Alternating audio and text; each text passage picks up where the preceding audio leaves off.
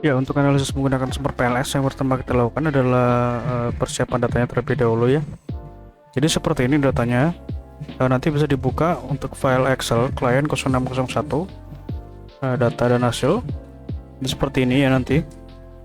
Jadi di sini data yang kita gunakan adalah data edit ya. Ini data yang sudah disesuaikan. Nah, data ini kita rubah dulu formatnya ke dalam CSV. Caranya kita copy ini ya. Jadi kita copy nama dari ini ya, singkatan dari kuesionernya ini dan data penelitiannya seperti ini. Kita copy, kemudian kita klik file, kita buat file baru. Nah, seperti ini kita hapus kuesionernya. Yang ini ya, kita hapus. Nah, setelah seperti ini, lalu klik file, save as. Nah, seperti ini kita bisa beri nama, sini bebas ya, contoh seperti itu. Kemudian yang terpenting adalah save as type, kita klik, kita rubah formatnya ke CSV. Nah, seperti ini. Jadi seperti itu untuk cara membuat file CSV-nya. Karena sudah buat, jadi kita nanti gunakan file CSV yang ini saja. Jadi seperti itu prosesnya. Oke. Setelah data CSV-nya terbentuk, kita buka aplikasi Smart PLS-nya.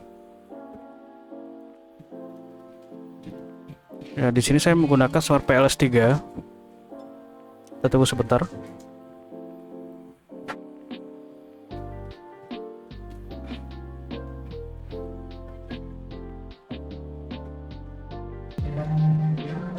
Ya, seperti ini ya tampilannya. Lalu kita klik new project, kita bisa beri nama. Ini namanya bebas ya. Oke, kita double klik di import data. Nah, ini kita double klik, kita masukkan CSV yang tadi kita buat yang ini ya. Klik open, lalu klik OK.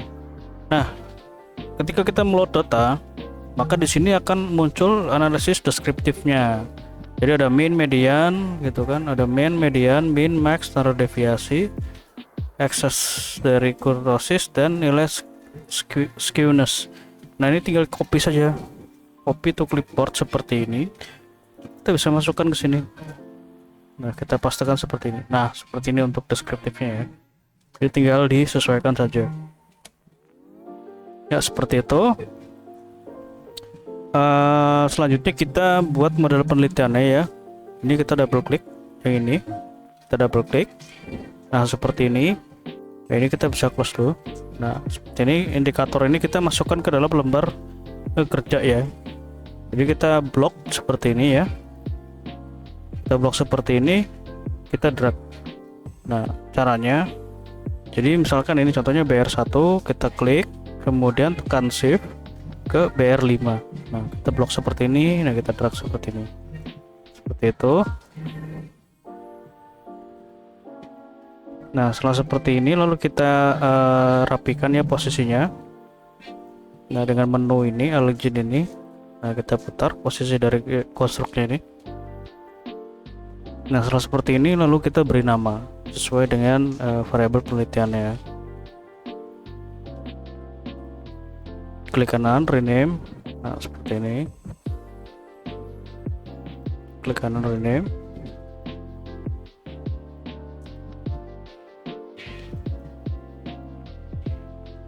Nah, seperti ini ya.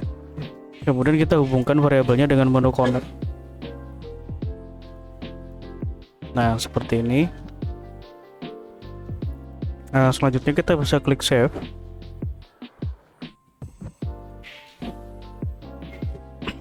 Ya, seperti ini kita lakukan penghitungan sebentar supaya tidak bingung ya. Supaya nanti sesuai urutannya. Nah, kita lakukan perhitungan ini ya untuk PLS algorithm atau outer model ini. Nah, ini perhitungan outer model. Nah, caranya sebentar. Klik calculate, kemudian ini ya PLS algorithm, lalu start calculation. Nah, seperti ini hasilnya. Nah, yang kita lihat yang pertama adalah nilai dari outer loadingnya terlebih dahulu.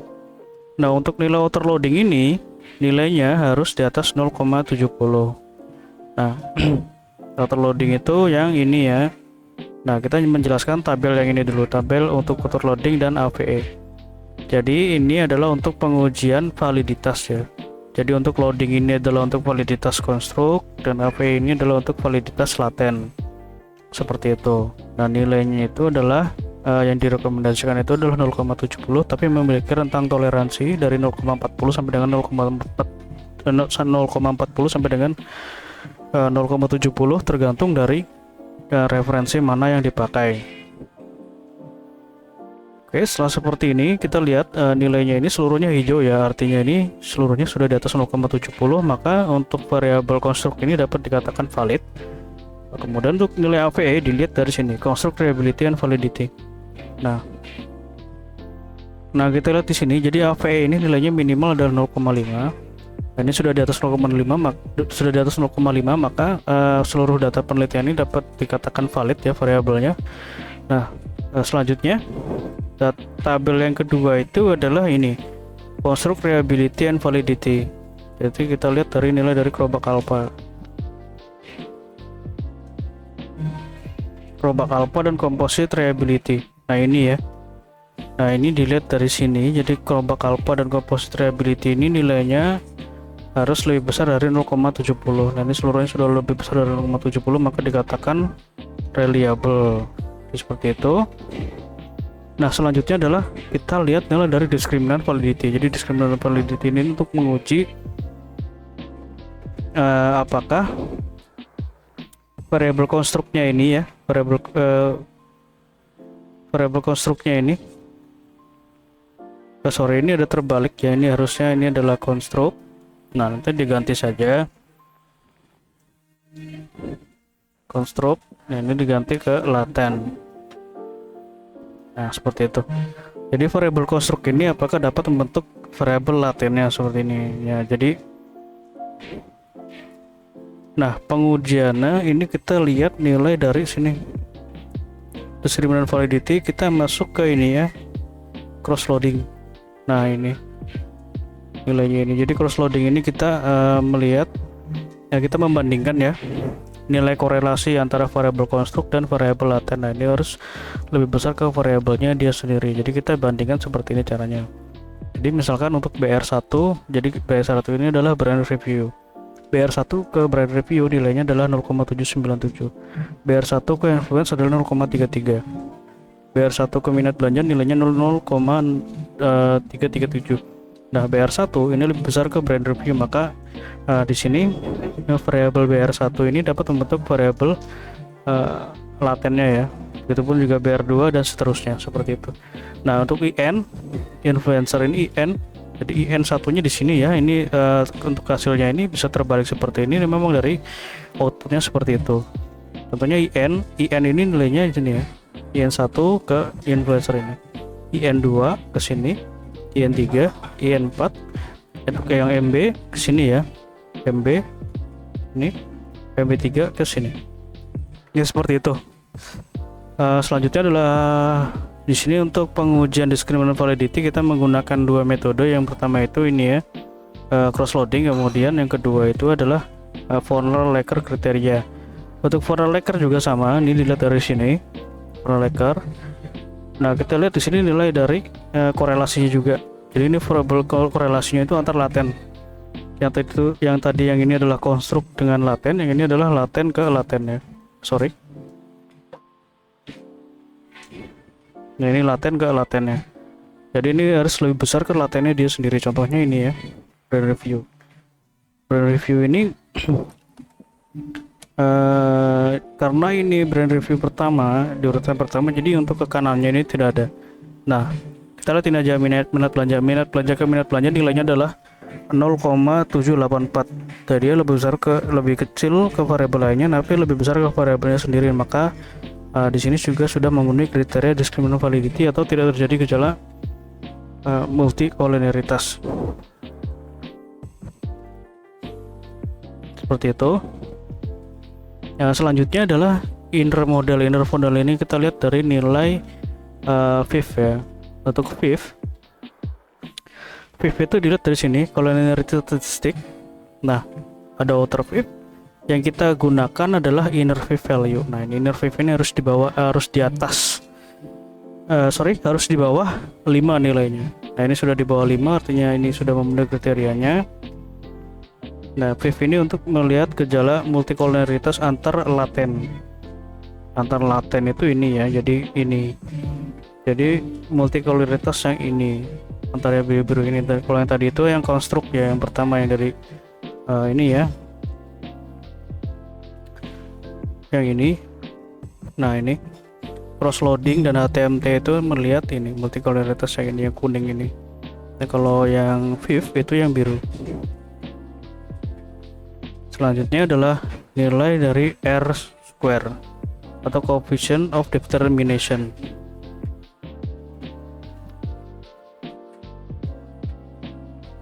Nah, ini kita lihat nilai R square-nya. R square ini menunjukkan seberapa besar pengaruh variabel independen terhadap dependen. Nah, independennya di sini ada dua variabel ya. Jadi kita melihat variabel x1 dan x2, atau di sini kita melihat variabel ini ya, influencer dan brand review ini, seberapa besar pengaruhnya terhadap minat belanja. Di sini nilainya adalah 0,604 atau 64,4 atau 60,4% ya. Artinya variabel x1 dan variabel influencer dan brand review ini mempengaruhi sebesar 60,4%, sedangkan sisanya itu dipengaruhi oleh variabel lain di luar dari model penelitiannya. Selanjutnya kita lihat nilai dari chi-square, tapi chi-square nanti kita lakukannya pengujiannya. Kita langsung ke ini dulu, F. Nah, F ini melihat seberapa besar pengaruh variabel laten ya, variabel individu ini, variabel X terhadap variabel Y, atau variabel dependen terhadap independen terhadap dependen secara individu atau parsial ya. Dari sini kita bisa lihat nilai dari brand review mempengaruhi minat belanja itu adalah 0,061, atau di sini adalah pengaruhnya itu pendugaannya kecil, jadi pengaruhnya kecil ya.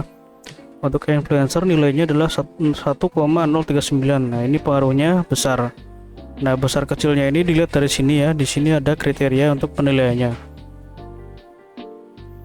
Nah, selanjutnya kita lihat dari ini ya, pengujian chi-square. Kita kembali ke model penelitiannya. Oh iya, hasil ini bisa di save ya dengan ini, export to Excel, start export. Nah, ini kita bisa save sesuai dengan tahapan pengujian ini yang sudah lakukan. Ini seperti ini ya tahapannya. Oke, kita kembali ke model penelitiannya. Jadi kita lakukan pengujian ini chi-square. Caranya klik calculate, kemudian di sini kita pilih menu blindfolding. Nah, start calculation. Nah, ini adalah nilai dari chi-square-nya. Chi-square ini menunjukkan untuk mengkonfirmasi nilai dari R ya, itu predictive relevance. Jadi ya, predictive relevance ini jika model penelitian ini digunakan kembali, maka dia akan memperoleh nilai R square itu seberapa. Ini nilainya adalah 0,349. Artinya di sini memiliki relevansi prediktif yang tergolong dalam kategori sedang. Seperti itu. Nah, selanjutnya yang terakhir adalah uji hipotesis penelitian. Nah, hipotesis ini kita kembali ke model. Caranya klik calculate, kemudian bootstrapping, start calculation. Nah, ini adalah hasil dari pengujian hipotesisnya. Yang kita lihat di sini ada dua nilai, yang pertama adalah nilai dari original sample dan nilai p-value. Original sample ini menunjukkan pengaruhnya itu positif atau negatif. Jadi kalau positif ini tidak ada tanda negatifnya. Kalau negatif misalnya ada ya di sini di depannya, ini ada tanda negatifnya. Dan untuk p-value ini menunjukkan apakah pengaruhnya itu signifikan atau tidak. Nah, di sini kita bisa lihat seluruh variabelnya ini memiliki pengaruh positif dan seluruh pengaruhnya itu adalah signifikan ya, seperti itu. Nah, ini untuk hipotesisnya. Kemudian IPMA ya, Important Performance Map Analysis. Nah, di sini kita untuk melihat nilai dari dua variabel ini, mana yang paling besar pengaruhnya terhadap variabel minat belanja. Nah, dengan melihat ini ya, kuadran ini. Oke, caranya untuk pengujian IPMA, kita kembali ke modelnya tadi. Ini ya, klik calculate, kemudian ini Important Performance Map Analysis, kita klik. Nah, target construct kita klik, kita pilih ke minat belanja seperti ini, lalu start calculation. Nah, seperti ini. Yang perlu kita perhatikan di sini adalah pertama adalah nilai dari total ya, total efeknya ini.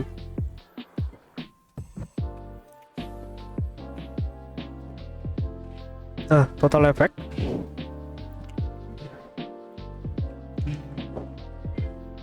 Ya, total efek ini menunjukkan ini ya, arah dari kuadrannya ini akan berada di mana.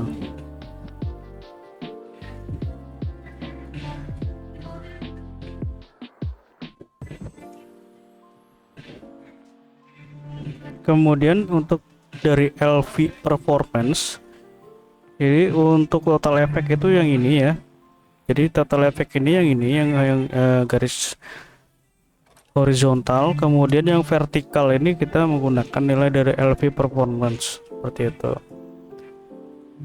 Nah, untuk gambar ini, gambar yang tadi ini itu ya, sorry, LV performance dulu. LV performance itu dilihat di sini ya. Performance. Nah, ini ya LV performance. Dan untuk gambarnya itu dilihat di sini. Nah, kita klik saja. Nah, ini adalah gambarnya. Jadi gambarnya ini kita bisa rapikan ya, kita bisa perbesar seperti ini. Nah, seperti ini, lalu kita tinggal bisa di copy saja. Copy chart seperti ini. Lalu bisa di paste di sini. Nah, seperti ini contohnya. Nah, seperti ini ya. Lalu kita beri kuadran ya.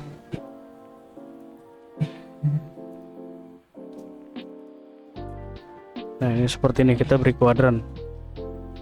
Nah, di sini ada penjelasannya. Jadi untuk kuadran 1, 2, 3, 4. Jadi ini sesuai dengan urutannya. Jadi untuk kuadran 1 itu yang paling penting, kuadran kedua, ketiga, dan keempat. Seperti ini. Jadi ini tinggal dilihat saja ini untuk interpretasinya. Jadi intinya untuk WPA ini untuk melihat variabel mana yang memiliki pengaruh paling besar terhadap variabel minat belanja ya, antara brand review atau influence.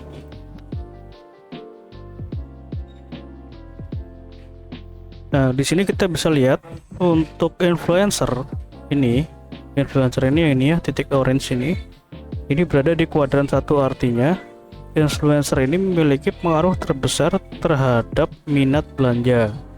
Seperti itu. Seperti itu untuk pengujiannya. Jika nanti ada yang kurang jelas bisa ditanyakan. Terima kasih.